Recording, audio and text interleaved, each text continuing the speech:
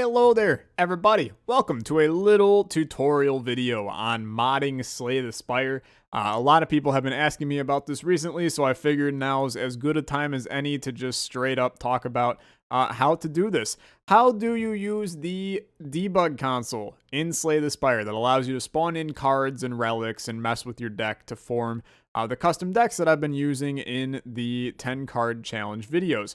Well, you're going to need to download some mods. So to enable mods in Slay the Spire, you're going to want to navigate to the Steam Workshop, which is right here. You can see it right here. So go there. Once you are there, you'll find that you can search for a bunch of mods. The mods that you're going to want, the easiest way to do this, just sort it by most popular all time. And then that will give you basically the laundry list of what you need. You're going to need Mod the Spire. You're going to need base mod. You're going to need STS Lib.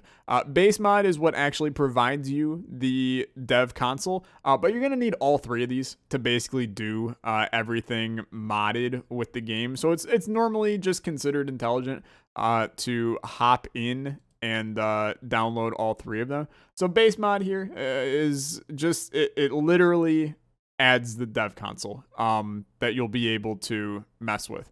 So then when you actually start up the game, you're going to have an option to play with mods instead of not playing with mods. You're going to get launched this little options menu here. Now I have all of my mods from the Ultra Modded series in here. But for the sake of this, just put on STS Lib and base mod.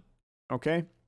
Mod the Spire actually gives you this GUI, so that's why you need Mod the Spire in there. But I'm going to launch the game with just STS Lib and base mod here, and that's going to start to launch this with mods. Okay, so now you have the mods tab. You can see what the mods are that you have.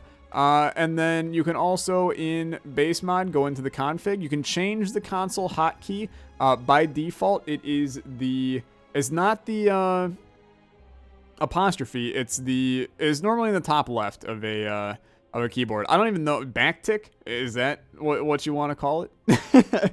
Maybe. But you're going to need to enable the dev console in here, and you're going to need to restart the game to make that work. But I've already done that, so that's okay. We can hop into an ironclad run here, and then once you're in there, if you hit that backtick button, it's going to open up the console for you. And this is great. You can do a bunch of stuff. So you can change what act you're in. If you want to jump around and do certain stuff.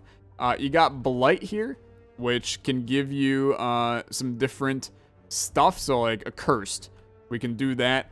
Now, whenever I defeat a boss, obtain 2 random curses. These are kind of your modifiers here. You can also clear, which will just clear the console. Debug, I'm gonna be real with you. I don't know what debug does. I'm assuming that this maybe will give output. Yeah, a lot of output on the screen. A little bit scary, if I'm being honest. But the important ones that you're going to want to know about for doing some base messing with the game, deck and relic are kind of the two big boys here. So help, there's all the things you can do. So you can give yourself gold as well. Kill things, give the keys, mess with your energy, potions, max HP, stuff like that. But for the most part, if you're going to just be messing with your deck, you're going to want to use deck and relic. Always start, if you're doing a custom deck remove all. That will yeet all of your cards. You can see them in the top right is 0 now. And then you can do some deck adds, and those will just allow you to add cards to your deck. So say 1,000 cuts, you can tab complete in here, and then you have to specify the number of them that you want. So I'll say, 45,000 cuts, and now all of a sudden my deck is 45,000 cuts. It's a little excessive, but hey, the damage will be great when you play one Shiv with all of them.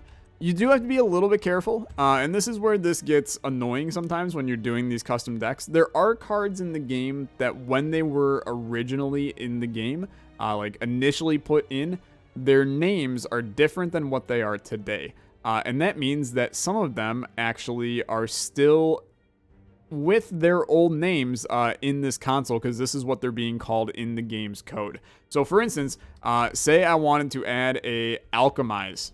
Okay. Oh, look, Alchemize doesn't exist. That's because Alchemize is actually Venomology. Okay. So there's several of these where the names are a little bit different. than what they are, and by a little bit, Alchemize and Venomology are completely different. So it can get a little annoying trying to find those cards, but I promise you that they're all in there. It's just a matter of figuring out what the old names of them are. Alchemize and Venomology is the one that I know off the top of my head. There's also Gash, which Gash is Claw. Those are just two of the main ones that I know. I tend to use those a decent amount. And then finally, let me just show you relics. So you can actually grab relics from different pools, grab any relic just by doing a relic add. It's pretty straightforward. The console's really easy to use. Comparing it to like the Isaac console, it's pretty easy. There's not a lot of weird fluff things in there that don't make sense. It's just kind of what you see is what you get. And it's pretty easy to use. So hopefully this helped. Just a short little video talking about it. If you have any questions, I'd be happy to answer them. But once again, base mod, go in. You can change the hotkey to whatever you want if you don't have that key on your keyboard, since I know that some keyboards are not normal QWERTY keyboards like I have. But very easy to work with. Thanks so much for watching. I'll catch you guys in the next Slay the Spire video. You have a good day. Goodbye.